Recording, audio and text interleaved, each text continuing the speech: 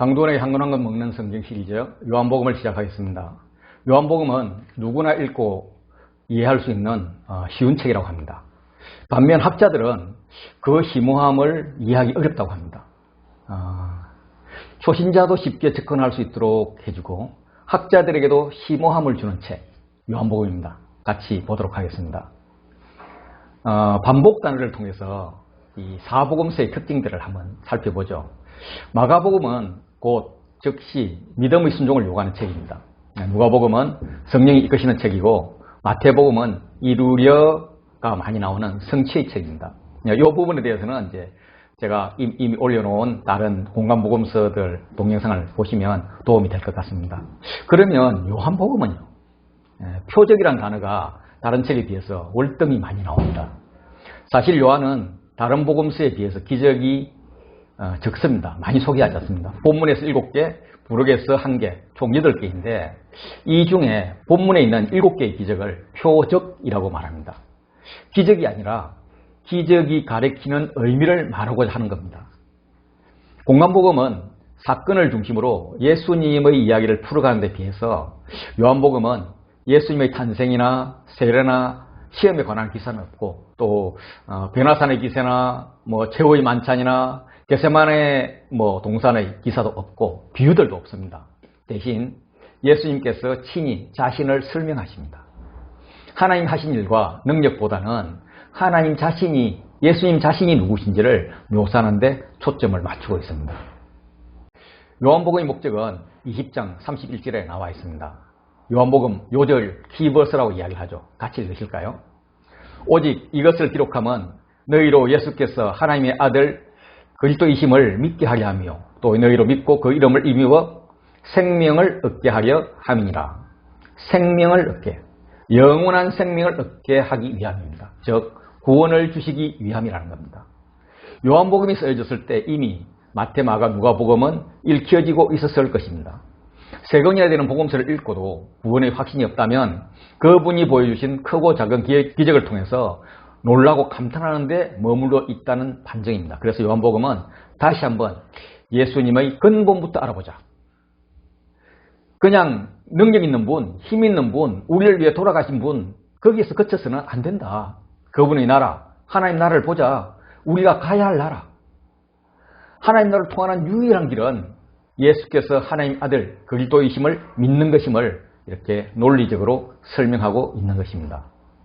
일반적으로 요한복음의 구조는 다드라는 학자가 표적의 책과 순환의 책으로 나눈 이후에 거의 모든 학자가 이 구분에서 발전시켰습니다. 예수 그리스도의 순환은 거의 계획된 영광의 길이었습니다. 그래서 순환의 책이란 말 대신 영광의 책이라고도 합니다. 다드는 12장을 표적의 책에 포함시켰는데 후대의 학자들은 영광의 책에 포함시켰습니다. 그래서 요한복음은 본문을 크게 두 부분, 그리고 서론과 후기를 포함해서 1장은 서론이고요. 21장이 후기입니다. 그리고 가운데 2장부터 11장을 표적의 책, 그리고 12장부터 20장을 영광의 책이라고 이야기를 합니다. 요한복음을 처음 읽었던 사람들은 누구일까? 다른 말로 요한복음의 저자는 어떤 사람을 대상으로 이 책을 썼을까? 1장 38절 보시죠. 예수께서 돌이켜 그 따르는 것을 보시고 물어 이르시되 무엇을 구하느냐 이르되 랍비여 어디 계시오니까 하니 하면서 이제 그 다음에 가로로 랍비는 번역하면 선생이라 라고 해놨습니다. 랍비는 히브리어이고 선생은 헬라어입니다. 이는 이 글을 처음 읽은 독자들이 히브리어를 모르는 이방인이었다라는 말입니다. 이런 증거가 계속 나타납니다. 41절 보시면 메시아는 번역하면 그리스도라. 42절에도 게바는 번역하면 베드로라. 9장 7절에도 실로암은 번역하면 보냄을 받았다는 뜻이다. 이렇게 히브리어를 헬라어로 번역해주고 있습니다. 그러면 이것은 히브리어를 모르는 자, 헬라어를 아는 자를 위한 책이라고 볼 수가 있습니다. 그런데 헬라어를 히브리어로 말로 번역한 것도 있습니다. 19장 13절 보시면 빌라도가 이 말을 듣고 예수를 끌고 나가서 돌을 깐떨, 그리고 이제 히브리 말로 가바다에 있는 재판석에 앉더라라고 이야기합니다. 깐떨, 이 말이 가바다라는 거예요.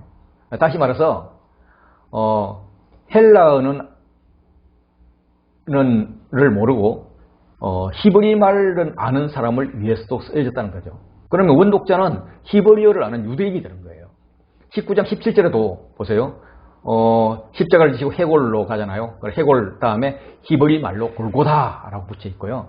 20장 16절에도 라보니라는 것이 이는 선생님이라 하는 말이라 라고 해석을 달아놓았습니다.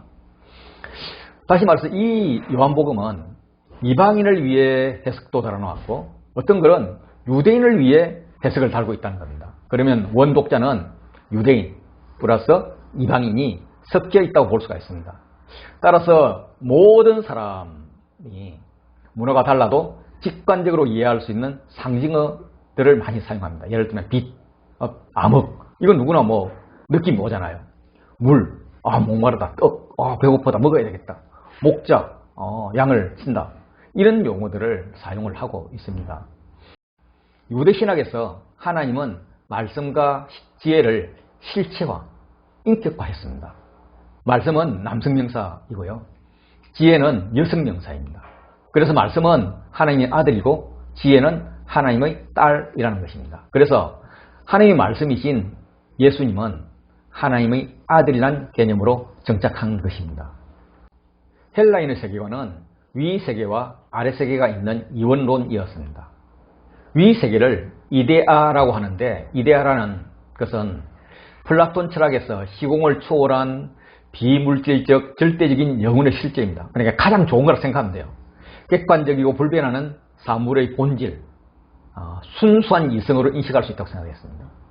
중세는 신 안에 존재하는 만물의 원형으로 인식이 되었고 오늘날에는 관념 또는 이념이라는 의미로 쓰입니다. 이 반대가 아래 세계, 즉 땅인데 두 세계를 비교하면 표 한번 보실까요? 위의 세계를 이데아라 그러고요. 이거는 진리와 본질의 세계입니다. 아래 세계는 일루전, 패망이라는 뜻이죠. 본질의 반영인 현상입니다.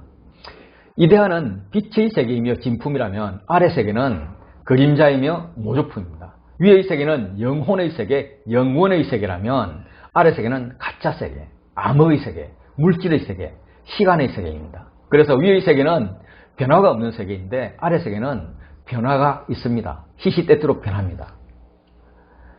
그래서 이런 관점에서 사람의 몸은 영혼이자 영혼의 무덤이자 감옥인 것입니다.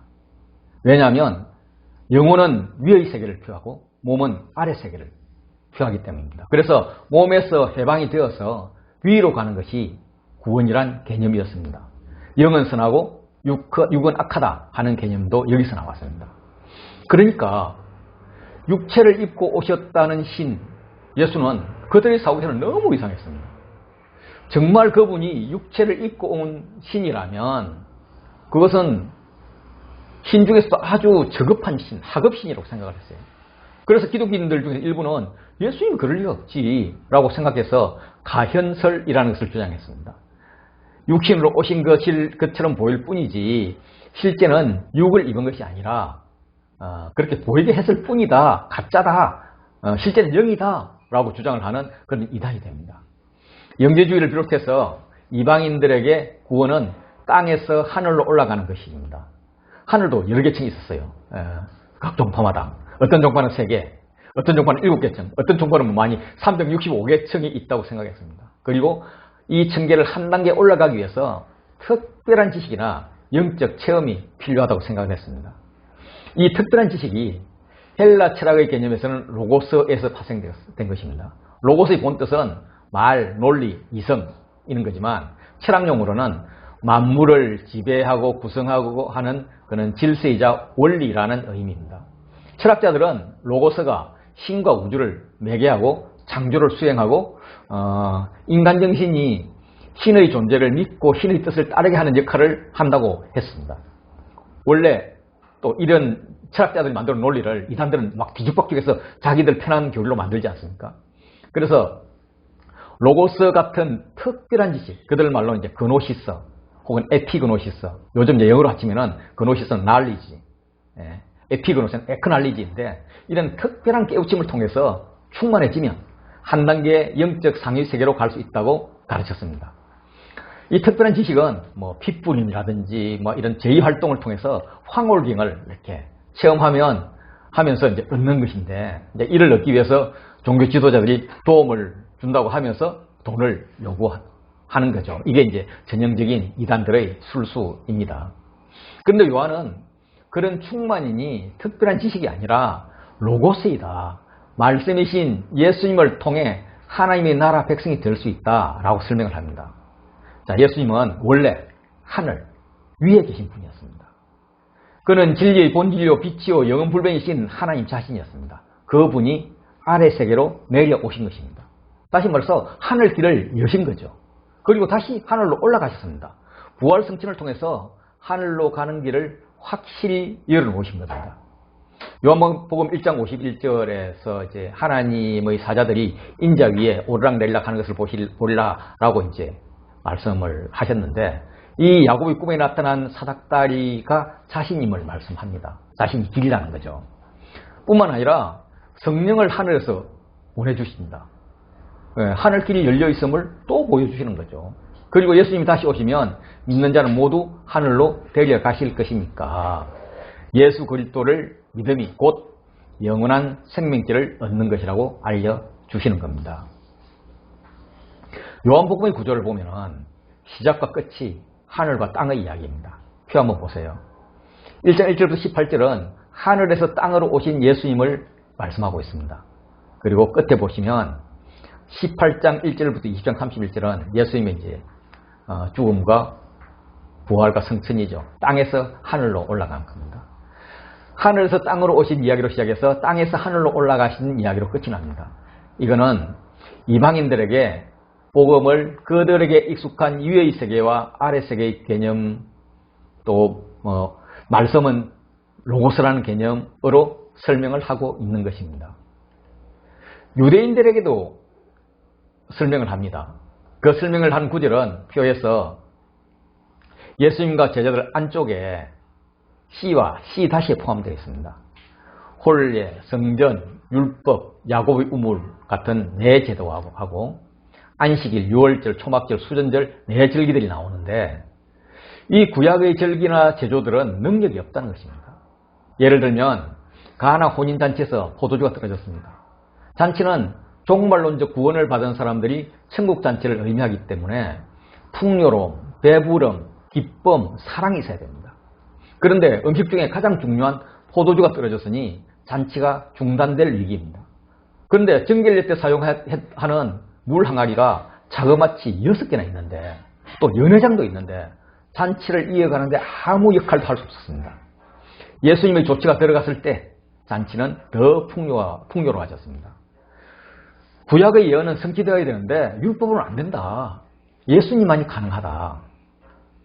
따라서 예수님의 복음은 유대교를 능가할 뿐만 아니라 유대교를 대치한다는 그런 개념입니다. 그런 것을 알려주고 있습니다. 구약의 이스라엘 대신에 다니엘서 7장에 나오는 사람의 아들 인자, 지극히 높으신 이, 이런 용어가 사용되고 그의 성도들이 우리인 겁니다. 우리를 참 이스라엘이라고 이야기를 합니다. 사절기인 안식일, 유월절, 초막절, 수전절도 마찬가지입니다. 예를 들면 7월 1일 뚝 하고 나팔을 불어서 새해의 시작을 알리고 10일에 대속자일에 모든 죄를 다 죄사함을 받습니다. 그리고 15일부터 7일 동안 초막절이 계속되는데, 마지막 날에는 죄를 으깨 부리는 그런 버들나무 가지를 막 짓밟는 그런 행사를 합니다. 그리고 이제 새로운 날을 시작하는 날 아침에 서기관들과 바리새인들이 음행 중에 잡힌 여자를 끌고 오는 죄를 범합니다. 율법은 둘 다 죽여야 하는데 강자인 남자는 놓아주는 죄를 범하는 것입니다. 그러면서 이 여인이 죄인이 버려야 되지 않겠습니까? 아니면 용서해 줄까요? 하고 예수님을 올무에 걸리게 합니다. 예수님의 용납과 용서가 아니면 강자는 언제나 죄를 숨길 것입니다. 약자는 항상 죄를 뒤집어 쓸 수밖에 없을 것입니다. 그들에 대해서 예수님께서 안 된다. 너희는 빛 가운데로 나와라. 생수를 마시라 라고 합니다. 요한복음에는 표적이라고 말하는 7개의 기적이 있습니다. 기적은 인간의 이해를 뛰어넘는 사건을 말합니다. 인간이 보지 못했거나 상상하지 못했던 사건인 것이죠. 요한은 이를 기적 대신 표적이라고 하는데 그 이유는 단순한 물리적 현상이 아니라 이것을 통해서 가리키는 것이 있다라는 의미입니다. 영원한 실체가 있다는 겁니다. 이를 포인터 혹은 사인이라고 하는데 사인판 그 자체가 크니 작니 잘 만들어지느니 못 만들었니 이게 문제가 아니라 사인판이 가리키는 방향을 보고 깨달아야 한다는 겁니다. 표적, 헬라어는 세메이온이라고 하는데 예수님의 기적 그 자체의 의미와 목적에 있지 않고 어떤 다른 실체를 가리키는 데 있다는 것입니다. 하나님의 아들이신 예수님 자신의 인격과 권능을 보여주고 증명하는 겁니다. 요한은 이 기적이 의미하는 바를 오해 기법으로 풀어갑니다. 즉 표적을 보여주고 오해하면 이에 대해서 예수님께서 다시 강론하는 형식이 반복됩니다. 2장에서 물이 포도주가 되는 기적이 나옵니다. 니고데모는 거듭남의 의미를 이해하지 못합니다. 거듭남은 다시 태어난다는 의미가 있고 위로부터 난다는 의미가 있습니다. 두 개의 의미가 있는데 이제 이걸 이중어법이라 그러죠. 니고데모는 위로부터 하늘부터 난다는 의미를 이해하지 못합니다. 계속 거듭남에 대해서 그게 어떻게 가능합니까? 어떻게 그게 가능합니까? 엄마 뱃속에서 어떻게 다시 태어날 수 있습니까? 이렇게 이야기를 합니다. 그리고 이제 이어서 나온 사마리아 여인은 처음에는 생수의 의미를 단지 흐르는 물, 솟아나는 물로만 이해를 합니다. 우물물로만 이해를 하는 거죠. 또 예배의 장소에 대해서도 막 질문을 가집니다. 그런데 영과 진리로 드리는 예배는 몰랐던 거죠. 그런데 예수님과 대화를 하면서 생수, 영원한 생명을 주는 생명수, 영원히 목마르지 않는 그 물을 이해를 하고 영과 진리로 드리는 그 예배를 깨닫습니다. 그래서 본인이 구원받는 것은 물론이고 전도자가 됩니다. 이 두 개를 비교해보면 재미있는 것은 공의회원이자 백성의 선생은 니고데모는 깨닫지 못하고 남편을 7번이나 순전히 타이에 의해서, 그 당시 여성이 남자를 선택할 권한이 없었으니까 그런 타이에 의해서 바꿔야만 했던 힘없는 여인은 깨닫습니다. 이 과정이 표적, 오해, 강론으로 이어지는 것입니다. 두 번째, 세 번째, 고관의 아들을 고치는 표적하고 베스다 환자를 고치는 표적은 안식일에 대한 오해로 연결됩니다. 예수님은 율법에서 안식일에도 할례 행위를 한 것에 대해서 말씀을 합니다. 하나님도 안식일에 일하고 계심을 확인시킵니다. 그리고 안식일에 일함으로써 묶인 자를 풀어주는 자신을 보여주십니다. 오병이어의 표적에서는 사람들이 예수님을 모세와 같은 지도자가 되어줄 것이다 라고 기대를 합니다. 오해를 하는 거죠. 1차적으로 먹는 문제를 해결해주고 2차적으로 로마의 지배로부터 해방을 원했습니다. 그러나 예수님은 하늘로부터 오는 양식에 대한 설명을 합니다. 그들이 진정 먹어야 될 것, 그래서 취해야 할 영생을 강론하는 거죠. 9장으로 가면 날 때부터 맹인된 사람을 봅니다. 제자들은 오해하죠. 이 사람이 맹인으로부터 난 것은 죄 때문일 것이라는 확신하에서 이게 자기 죄 때문인지 아니면 부모 죄 때문인지를 묻습니다. 주님은 죄의 문제가 아님을 분명히 합니다. 그리고 하나님께서 어떤 일을 하시는지 나타내고자 함이라고 하시면서 세상의 빛 말씀을 하시죠. 빛이신 예수님이 맹인의 눈을 뜨게 해줍니다. 그래서 빛으로 눈이 떠진 그는 예수님을 메시아라는 확신을 가진 그런 제자가 됩니다. 죽은 나사로를 살리는 과정에서도 많은 오해들이 일어납니다. 잔다와 죽었다의 오해, 일찍 오셨더라면 나사로가 죽지 않았을 것인데 이제는 완전 죽었다는 오해, 아니야 부활이 있어 이렇게 말씀하시면 믿음의 여인들이 마지막 때에야 부활이 있겠죠 하면서 오해를 합니다. 거기에 대해서 예수님께서 내가 부활이야, 내가 생명이야 하는 것을 강론을 통해서 가르쳐 주십니다. 이상 오해 기법으로 설명했던 표적을 정리하면 7개의 표적입니다. 가나의 포도주, 왕의 신하의 아들을 병 고치는 것, 베데스다 치료, 오병이어, 그리고 물리를 걸으시는 것, 송해를 고치시는 것, 죽은 나사로를 살리시는 것입니다. 두 번째 구조는 나는 뭐뭐이다 라면서 자신을 설명하시는 겁니다. 나는 생명의 떡이다. 나는 세상의 빛이다. 나는 양의 문이다. 뭐 이렇게요. 나는 이다 하는 이 용법은 원래 수식어가 없는 절대 용법으로 사용되는 겁니다. 다시 말해서 그냥 나는 이다 라는 거지, 나는 뭐 생명의 떡, 있는 생명, 세상의 빛, 뭐 양의 문, 뭐 이런 게 수식어가 붙지 않는다는 거죠. 사례를 보면 사마리아 우물가에서 예수님이 여인과 대화할 때 여인이 메시아 곧 그리스도라 하는 이가 오실 줄 내가 압니다 라고 하시자 예수님께서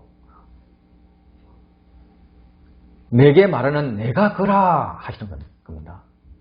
내가 그 I am, 에고 에임이 하시는 거죠. 내가 하나님이라는 말씀인 거죠. 제자들이 배를 타고 갈릴리 호수를 건너갈 때 풍랑을 만났습니다. 그때 예수님이 바다 위로 걸어오심을 보고 제자들이 막 두려워합니다. 그때 6장 10절 보실까요? 이르시되 내니 두려워하지 말라 하십니다. 내니 나다. 나는 나다. 나한테 무슨 설명이 필요해? 라고 말씀을 하시는 거죠. 8장 28절 보실까요? 예수께서 이르시되 너희가 인자를 든 후에 내가 그인 줄 알고 이렇게 내가 그다. 8장 58절도 보시면 아브라함이 나기 전부터 내가 있느니라, 내가 있다, 나다. 번역을 그렇게 해서 그냥 나다라는 거예요. 9장 37절도 지금 너와 말하는 자가 그이니라 나다라고 말씀하시는 겁니다. 이런 게 이제 절대 용법이에요. 가룟 유다가 군대를 끌고 예수님을 잡으러 오셨는데 자신이 하나님이심을 드러냅니다. 18장 5절 보시면 대답할 때 나사렛 예수라 하거늘 이제 누구 잡으러 왔느냐 물었을 때요. 이르시되 내가 그니라 합니다. 나다라는 거죠. 그래서 이렇게 6절 보시면 그들에게 내가 그니라 하실 때에 그들이 물러서 땅에 엎드러지니라. 하나님도 이를 증명해 주시는 거죠. 그들이 하나님의 음성을 들으면서 땅에 엎드러지게 하시는 겁니다. 그리고 18장 8절 보시면 7절부터 보실까요? 이에 다시 누구를 찾느냐 물으신데 그들이 말하되 나사렛 예수라 하거늘 예수께서 대답하시되 너희에게 내가 그니라 라고 말씀하십니다. 예수님께서 나사렛 예수란 말을 그들이 말하게 하고 내가 그다 라고 하시는 거죠. 즉 나사렛 예수님은 하나님이란 말씀입니다. 이게 이제 사용된 절대 용법인 거죠. I am, 에고 에임이 이 내가 그다 라는 이런 표현은 출애굽기 3장 14절에 나옵니다. 모세가 떨기나무에 불이 붙었지만 타지 않는 것을 보고 다가가서 하나님과 대화할 때 이제 그럼 뭐 이름이 뭡니까? 뭐 이름이 뭐라고 할까요? 라고 물어보니까 출애굽기 3장 14절요. 하나님이 모세에게 이르시되 나는 스스로 있는 자니라. 또 이르시되 너는 이스라엘 자손에게 이같이 이르기를 스스로 있는 자가 나를 너희에게 보내셨다 하라 라는 겁니다. 이름이 뭡니까? 예수님께서 I am, 나다. 난데 무슨 설명이 더 필요 있어? 내 이름? 글쎄 나야, 나라니까. 뭐 이런 분위기죠. 출애굽기에서는 스스로 있는 자, 나는 스스로 있는 자라고 표현을 번역을 하고 있는 것입니다. 요한복음에서 이제 절대 용법이 아닌 수식어, 예를 들면 이제 생명의 떡, 뭐 세상의 빛, 이런 걸 붙인 나는 생명의 떡이다, 나는 세상의 빛이다, 나는 뭐 양의 문이다 이런 식의 표현이 7번 나오는 거죠. 하나하나는 요한복음 본문을 공부할 때 자세히 보도록 하고요. 여기서 주목할 점은 이 나는 이다가 그 앞에 했던 표적 이야기와 연결된다는 겁니다. 다시 말해서 어떻게 보면 표적 이야기를 쭉 끝내고 나는 이다 선언을 하면 좋겠는데 표적 이야기를 다 끝내지 않고 나는 이다 선언으로 가는 거예요. 어떤 이야기야 다 끝나기 전에 다른 이야기를 시작하는 겁니다. 했던 말을 다른 관점에서 또 하시는 거예요. 이를 이제 나선형 구조라고 하는데요. 요한의 책들의 특징이 나선형 구조입니다. 요한일서가 주제를 계속 번갈아 가면서 말씀하시거든요. 한번 읽어보십시오. 막 헷갈립니다. 요한계시록도 재앙을 말씀하시는데 헷갈려요. 막 인재앙이 다 끝나지 않았어요. 7째 재앙을 이야기하면서 나팔 재앙으로 연결을 해요. 나팔 재앙도 쭉 이야기하다가 7째 재앙에서 대접 재앙으로 연결을 합니다. 요한복음도 표적이 끝나기 전에 나는 이다 선언으로 연결이 되고요. 나는 이다 선언이 끝나기 전에 또 7개의 강화로 들어갑니다. 7개의 강화는 좀 억지스러운 면이 있긴 해요. 왜냐하면 이거 외에도 예수님의 이제 강화, 설교가 더 있기 때문입니다. 그런데 7회 감명받은 분들이 분석한 자료이고 이거에 저에게는 성경 공부에 또 도움이 되었기 때문에 소개를 드리겠습니다. 12장에서 예수님께서 종료주일에 예루살렘으로 들어가셨을 때 환호하는 자들과 죽이려는 자들로 나뉘어졌습니다. 12장 44절에 보시면 예수께서 외쳐 이르시되로 시작하는 설교를 소개합니다. 그리고 13장으로 가서 12절에 제자들이 발을 씻으신 후에 이르시되 라면서 말씀하십니다. 그리고 10장 31절에 가룟 유다가 나간 후에 예수께서 이르시되 라고 강화를 하십니다. 시몬 베드로가 주여 어디로 가시나이까 물으니까 내가 가는 곳은 너희가 지금은 따라올 수 없어. 뒤에는 따라올 거야 라고 이야기를 하니까 베드로가 주여 왜 내가 지금 따라갈 수 없습니까? 나는 주를 위해서 목숨도 버리겠습니다 라고 이야기를 하죠. 그리고 나서 예수께서 이르시되 라면서 강화가 시작됩니다. 빌립이 주여 우리에게 아버지를 보여주십시오. 그러면 족하겠습니다 했더니 14장 9절부터 예수께서 이르시되 하면서 강화를 하시는 거예요. 가룟이 아닌 유다, 다른 제자 유다가 주여 어찌하여 우리에게는 나타내시고 세상에는 안 나타내려 하십니까? 라니까 이제 14장 23절에 예수께서 대답하여 이르시되 라면서 강화를 시작하는 거죠. 제자 중에서 막 서로 이야기를 하면서 우리 중에 하시는 말씀이 조금 있으면 나를 보지 못하겠고 뭐 조금 있으면 또 보리라 뭐 이렇게 하고 또 뭐 아버지께로 감이라 뭐 이렇게 이야기를 하는데 그걸 이제 안 예수님께서 16장 9절을 보면 예수께서 그 묻고자 함을 아시고 이르시되 라고 이제 강화를 시작하는 겁니다. 이 관점에서 보면 요한복음을 이런 구조로 볼 수가 있어요. 요한복음은 서문과 이제 부록이 양 끝에 있고요. 이제 가운데를 나선형 구조 7표적. 7표적이 끝나기 전에 7 나는 이다. 그리고 7 나는 이다 끝나기 전에 7 강화로 이렇게 되는 이런 이제 나선형 구조로 되어 있고요. 그리고 이제 이 7표적과 나는 이다의 이 중간까지가 표적의 책이고 또 영광의 책은 나는 이다의 이제 12장부터 끝까지가 영광의 책입니다. 강화가 끝나고 나서는 이제 영광의 책 부분에 17장이 대제사장적 기도이고요. 그리고 18장부터 20장은 예수님의 죽음과 부활로 구성되어 있습니다. 이 표가 저는 좀 마음에 들어요. 요한복음의 특징을 보면 요한복음은 7과 3이 중요하게 사용됩니다. 예수님에 대한 증인도 7분이세요. 세례 요한, 니고데모, 사마리아 여인, 또 아버지 하나님. 역사는 이제 성령의 역사겠죠. 하나님께서 일을 하시는 역사, 하신 일. 그다음 성경, 그리고 무리, 나사로 살 때 무리가 증언을 해요. 이 중에 예수님께서 사람의 증언은 필요 없다고 해요. 그렇다면은 사람의 증거를 다 빼버리는 확실한 증거는 하나님 아버지, 그리고 성경, 그리고 성령이 하시는 일을 나타내는 역사 3가지가 되는 거죠. 7과 3의 절묘한 조화 중에 하나는 가나 혼인잔치입니다. 사흘째 되는 날 가나에 혼인잔치가 있습니다. 예수님과 제자들이 청함을 받았죠. 이 날은 사흘째니까 예수님의 십자가 죽음 후에 3일째 부활했다는 것을 연상시킵니다. 우리한테는 그렇죠.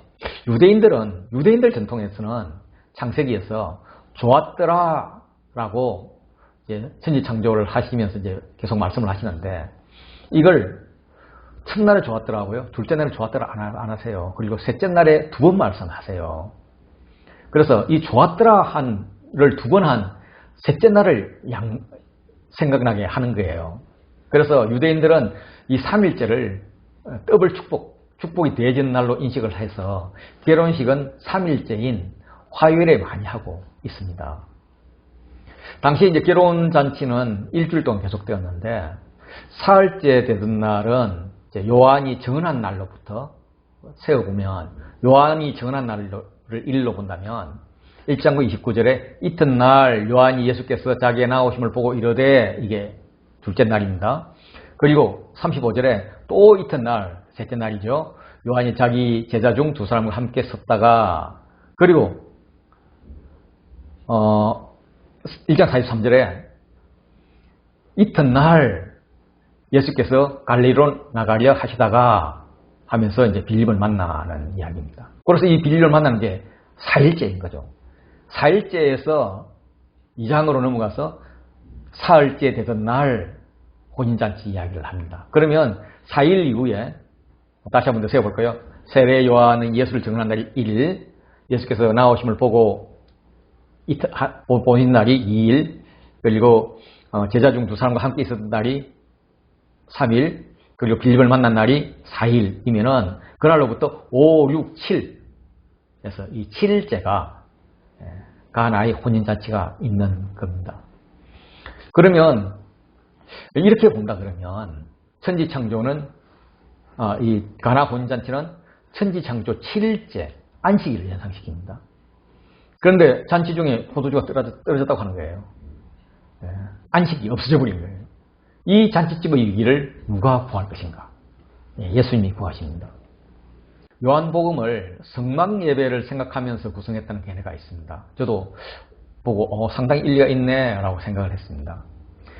예배를 드리기 위해서 제사장은 어린 양을 끌고 성전 문으로, 성막 문으로 들어가죠.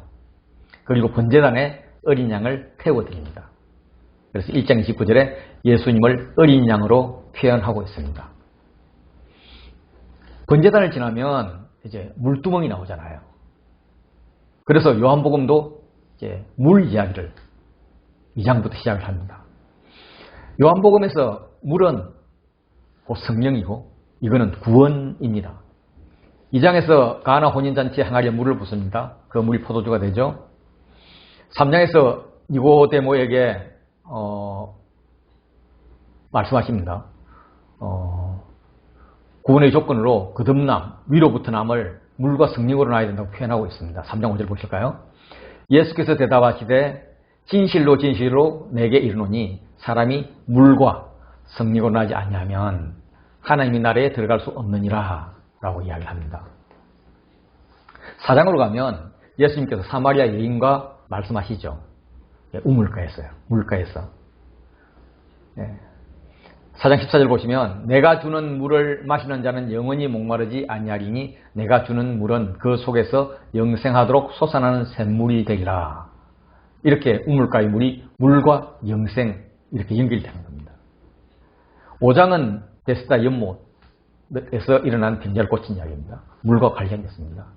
이렇게 물두멍을 연상하면서 물 이야기를 이렇게 하는 거죠. 그런데 이 물 이야기는 7장의 그 의미를 잘 설명하고 있다고 생각을 합니다. 이제 요한복음 7장은 초막절에 실로암에서 물을 길어다가 성전 제단에 붓는 그런 행사, 이제 물의 공급을 강구하는 그런 예식을 이제 배경으로 하는데 37절 보면 명절 끝날 그러니까 이제 유대인들은 초막절 1일부터 6일까지 매일 하루에 한 번씩 이렇게 물을 갖다 붓는 행사를 하고요. 7일째는 7번 그 행사를 합니다. 그러면 이제 그 동네는 이제 근교 뚜렷해서 이때 꼭 비가 내리든지 아니면 이게 끝나면 비가 내려요. 그때 비가 안 왔나 봐요. 뭐 비가 왔는지도 모르겠지만 7장 37절 보시면 명절 끝날 곧 큰 날에 예수께서 서서 외쳐 이르시되 누구든지 목마르거든 내게로 와서 마시라. 이렇게 말씀하십니다. 나를 믿는 자는 성경의 이름과 같이 그 배에서 생수의 강이 흘러나오리라 하시니 이는 그를 믿는 자들이 받을 성령을 가리켜 말씀하시는 것이라. 너희는 7일 동안 물을 들여다 부으면서 기우제를 지냈지만 정작 너희의 타는 목마름은 해결해 주지 못했어. 너희에게는 성경이 말씀하신 바와 같이 배에서 나오는 생수가 필요해 라고 말씀하시는 겁니다. 배는 사람의 안쪽 깊숙한 부분에 있는 영혼, 마음, 느낌, 생각 이런 것이 머무는 곳으로 그렇게 여겨졌습니다. 생명을 품고 키워내는 자궁을 뜻하기도 했다는데 구약에서는 예루살렘에 있는 성전을 말합니다. 예수님이 참 성전이시잖아요. 그렇기 때문에 성전에서 나오는 물, 배에서 나오는 물, 다시 말해서 예수님으로부터 나오는 물, 사마리아 여인에게 말씀하셨던 그 생수를 마시라는 겁니다. 이 예수님이 말씀하신 성경은 에스겔서 47장 1절입니다. 그가 나를 데리고 성전문에 이르시니 성전의 앞면이 동쪽을 향하였는데 그 문지방 밑에서 물이 나와 동쪽으로 흐르다가 성전 오른쪽 제단 남쪽으로 흘러내리더라. 이 말씀의 뒷부분을 제가 요약해서 말씀을 드리면 성전의 시성소에서 물이 나와서 성전 제단을 거쳐서 밖으로 흘러가서 강이 됩니다. 생수의 강이 되는 거죠. 이 강물이 이르는 곳마다 막 번성합니다. 모든 생물이 살아나고 막 고기가 많아집니다. 이 물이 흘러서 바다에 가는데 바닷물도 되살아납니다. 이 강이 흐르는 각지가 다 살아납니다. 그리고 강 자욱에는 각종 먹을 과실나무, 시냇가에 심은 나무죠. 이런 것들이 자라서 그 잎이 시들지 않고 열매도 끊이지 않습니다. 그래서 그 열매가 해마다 맺히는 게 아니라 달마다 맺혀요. 열매는 이제 식량이 되고 생명을 살리는 식량이 되겠죠. 잎사귀는 약 재료가 됩니다. 이것이 예수님을 통한 구원을 예언하고 있다는 것입니다. 특이하게도 예수님이 돌아가셨을 때 옆구리에서 피가 나와야 된다. 옆구리 찔렀을 때 피뿐만 아니라 물이 같이 나옵니다. 요한복음 19장 34절 보실까요? 그 중 한 군인이 창으로 옆구리를 찌르니 곧 피와 물이 나오더라. 자, 이제 물두멍을 지나서 이제 성소로 들어갑니다. 그러면 왼쪽에 떡상에 진설병이 있습니다. 요한복음도 물 이야기가 끝나고 나서 오병이어 이야기를 합니다. 예수님이 생명의 떡임을 선언하는 거죠. 그리고 이제 진설병 맞은편에 등잔대가 있습니다. 등잔대가 이제 진설병인을 의미하는 이스라엘 백성 12지파의 얼굴을 비추는 거죠. 요한복음에서는 예수님이 세상의 빛이라고 선언하십니다. 그리고 이제 다음으로 이제 성소와 지성소를 가로막는 휘장을 뚫고 지나가야 되잖아요. 예수님의 죽음이 이 휘장을 찢어버리는 것을 의미하는 거죠. 요한복음의 순환과 영광이 이어진다는 겁니다. 참 재미있는 분석이죠. 요한복음 전체를 교차대꾸로 분석하기도 합니다. 아주 복잡한 교차대꾸인데 그 중심만 한번 보면 중심에는 오병이어가 양쪽에 있고 그 가운데 예수님께서 바다 위를 걸으시는 사건이 있습니다. 그래서 이 부분만 해석을 하면은 예수님은 이제 베세다 들녘에서 오병이어로 잔치를 벌입니다. 모두가 충분히 먹고도 12바구니가 남는 천국 잔치였죠. 이 잔치를 벌인 분이 누구일까? 그분이 바다를 걸으신 분입니다. 우리에게 뭐 바다를 걷는다는 것, 뭐 불가능하다 이 정도밖에 여기지 않을 텐데, 바다를 걷는 사람과 죽은 사람을 살리는 자들 중에서 어떤 기적이 더 좋냐, 어떤 기적이 더 큰 기적일까라고 묻는다면 우리는 뭐 당연히 사람을 살리는 기적을 택할 것입니다. 그런데 유대인들은 달라요. 유대인들은 바다를 걷는 것을 가장 큰 기적으로 봅니다. 왜냐하면 사람을 살리는 것은 선지자라면 할 수 있거든요. 엘리야 선지자도 살렸고 엘리사 선지자도 살렸습니다. 사람을 살렸습니다. 신약 시대로 넘어오면 베드로도 다비다를 살려요. 다비다굼 하시죠. 예수님께서 달리다굼 소년이 일어나라 했던 것처럼 바울도 창문에서 이렇게 떨어진 유두오를 살려냅니다. 그리고 이제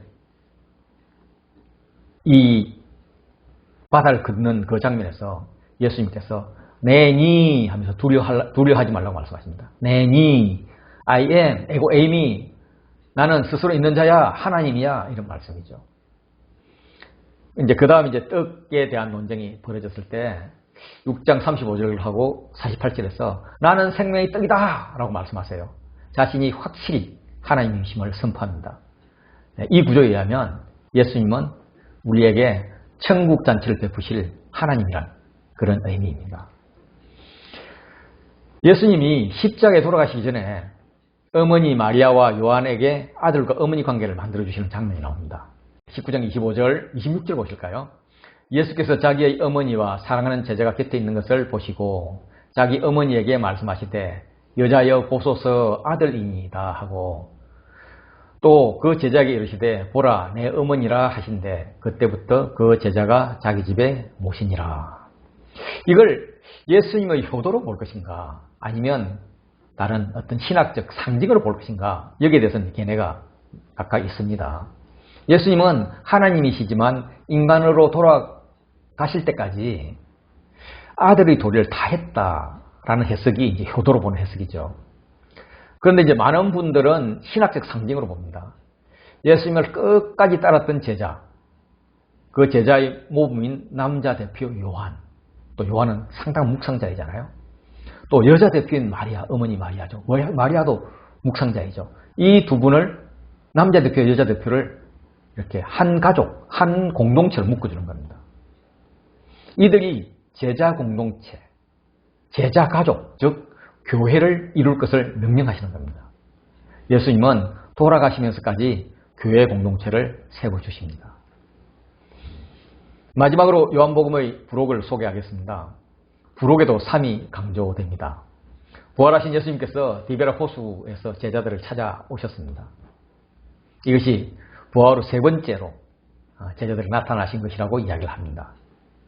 이때 했던 일 중 하나가 베드로를 3번 회복시키는 일입니다. 그 전에 베드로는 예수님을 3번 부인했죠. 그에게 묻습니다. 내가 나를 사랑하느냐? 그러면 베드로는 우물쭈물 대답합니다. 주님께서 하십니다. 그러면 예수님께서 그럼 됐어. 너는 확실히 내 제자야. 나의 목자 자격이 있어. 하면서 내 양을 먹이라 혹은 치라 하십니다. 이런 대화가 3번 연속되는 것이죠. 우리 21장 15절부터 17절 같이 읽어볼까요? 그들이 조반을 먹은 후에 예수께서 시몬 베드로에게 이르시되 요한의 아들 시몬아, 자 A, 내가 이 사람들보다 나를 더 사랑하냐 하시니 이르되 주님 그러하나이다. 내가 주님을 사랑하는 줄 B, 주께서 아시나이다. 이르시되 C, 내 어린 양을 먹이라 하시고 또 두 번째 이르시되 요한의 아들 시몬아 A, 내가 나를 사랑하느냐 하시니 이르시되 주님께서 그러하시나이다. 내가 주님을 사랑하는 줄 B, 주님께서 아시나이다. 이르되 내 양을 치라 하시고 세 번째 이르시되 요한의 아들 시몬아 내가 나를 사랑하느냐 하시니 주께서 세 번째 내가 나를 사랑하시느냐 하므로 베드로가 근심하여 이르되 주님 모든 것을 아시오매 내가 주님을 사랑하는 줄 주님께서 아시나이다. 예수께서 이르되 내 양을 먹이라. 베드로를 회복시키신 후에 예수님께서 베드로의 죽음을 말씀하십니다. 21장 18절 보시면 내가 진실로 진실로 내게 이르노니 내가 젊어서는 스스로 띠뛰고 원하는 곳으로 다녔거니와 늙어서는 내 팔을 벌리리니 남이 내게 띠를 띄우고 원하지 아니하는 곳으로 데려가리라. 21장 9절 19절 보시면 이 말씀을 하시는 것은 베드로가 어떤 죽음으로 하나님께 영광 돌릴 것인지를 이제 가리킨다고 이야기를 했죠. 그리고 나서 베드로가 말씀하십니다. 나를 따르라. 이런 죽음을 각오하고 나를 따르겠지? 베드로는 당연히 따르죠. 내가 예수님 안 따르면 누가 따라요? 이렇게 말을 하다가 뒤가 좀 땡겨요. 그래서 뒤를 돌아봅니다. 20절 보시면 베드로가 돌이켜 예수께서 사랑하시는 그 제자가 따른 것을 보니 그는 만찬석에서 예수 품에 의지하여 주님을 파는 자가 누구이오니까 묻던 자라. 요한이 따라오고 있는 것입니다. 그래서 갑자기 의문이 생겨서 질문을 합니다. 21절. 이에 베드로가 그를 보고 예수님께 여쭤보되 이 사람은 어떻게 되겠사옵나이까? 그렇게 예수님께서 야, 그거 죽으면 네가 알 게 뭐냐? 네가 나를 따를 건지 아닌 건지 그게 중요하지. 그래서 그거 결정하면 되잖아. 자, 어디간 나는 너를 따르라고 명령했어. 이 말씀을 들으면서 제가 베드로가 한번 되어서 생각해 봤습니다. 아니, 나는 그동안에 12제자의 반장이었고 대표였고, 요한은 내 조수 겸 대변인인 역할을 했는데, 그래서 내가 시키면 예수님께 쪼르르 가서 이렇게 뭐 질문도 하고 대답 들어오고 이런 심부름 하던 자인데, 내가 예수님을 3번 부인하던 그때 어떻게 저 친구는 그 십자가 곁에 같이 있었지? 나는 지금 3번 고백을 드리고도, 주님을 사랑하는 고백을 드리고도 이렇게 우물쭈물 몸둘 바를 모르는데, 저 친구를 어떻게 해서 예수님을 여전히 따르고 있지? 어떻게 해서 예수님의 어머니를 부탁하는 유언을 받았지? 주를 따르려고 무진장 애를 썼지만 늘 실족하고 한계를 느끼고, 지금도 내가 사랑합니다 말을 했지만 정말 내가 끝까지 사랑할 수 있을지 모르겠는 나인데, 이런 생각을 하는 베드로서는 요한이 얄밉도록 부러웠을 겁니다. 근데 그가 요한을 딱 뒤돌아봤을 때 먼저 딱 들었던 생각이 뭐냐면, 만찬석에서 예수님의 품에 안겨있던 그 모습이 떠오르는 겁니다. 그래, 그는 예수님의 품에 있었지. 항상 그랬지. 13장 23절도 한번 보실까요? 예수의 제자 중 하나 곧 그가 사랑하시는 자가 예수의 품에 의지하여 누웠는지라. 항상 그랬지. 근데 그 품은요, 원래 예수님이 계셨던 하나님 아버지의 품입니다. 요한복음 1장 18절. 원래 하나님을 본 사람이 없어되 아버지 품속에 있는 독생하신 하나님이 나타내셨느니라. 아버지 품속에 있던 예수님, 그 예수님의 품에 그가 사랑하시는 자인 요한이 있었습니다. 물론 정확히 요한인지 아닌지는 몰라요. 그러니까 요한이라고 생각을 하는 거죠. 주님의 품에 있었던 것은 친밀한 사랑을 누리는 겁니다. 그 품보다 더 좋은 것이 없기에 주님을 따를 수밖에 없을 것입니다. 요한복음의 기록 목적을 다시 한번 더 생각해 봅시다. 2장 31절 제가 천천히 읽을게요. 오직 이것을 기록하면 너희로 예수께서 하나님의 아들 그리스도이심을 믿게 하려 하며, 또 너희로 믿고 그 이름을 힘입어 생명을 얻게 하려 함이니라. 나도 생명을 얻어야죠. 물론 얻었지만 주님 오실 날까지 보존해야죠. 지속해야죠. 그런데 그게 내 힘으로 쉽지 않다는 것 저도 알고 여러분도 알잖아요. 베드로가 우여곡절을 겪으면서 결론적으로 배웠던 것은 아버지의 품에 계셨던 그 예수님, 그 예수님의 품에 안기는 것이었어요. 물론 요한은 우여곡절 없이 아주 자연스럽게 품에 안기는 걸 배웠던 것 같아요. 그런데 저 같은 이는 이를 깨닫기까지, 베드로 같은 이는 이를 깨닫기까지 오래 걸렸습니다. 그리고 지금도 품에 안기는 것이 어색합니다. 아버지 품속에 독생하신 예수님, 그 예수님의 품에 의지하여 누웠던 그 사랑하는 제자, 만찬석에서도 예수님의 품에 의지한 요한. 나도 이제 그걸 하려고 애를 쓰죠. 점점 하나님과 친밀해지면서 그 품이 가장 따뜻하고 편함을 압니다. 그럼에도 불구하고 여전히 어색함이 남아있죠. 그래서 나에게는 더 깨어져야 될 어색함이 있습니다. 때로는 혼자서, 때로는 공동체의 도움을 받아서 그 품으로 들어가길 원합니다. 혼자 사는 데는 한 벽을 깰 때마다 우여곡절이 따릅니다.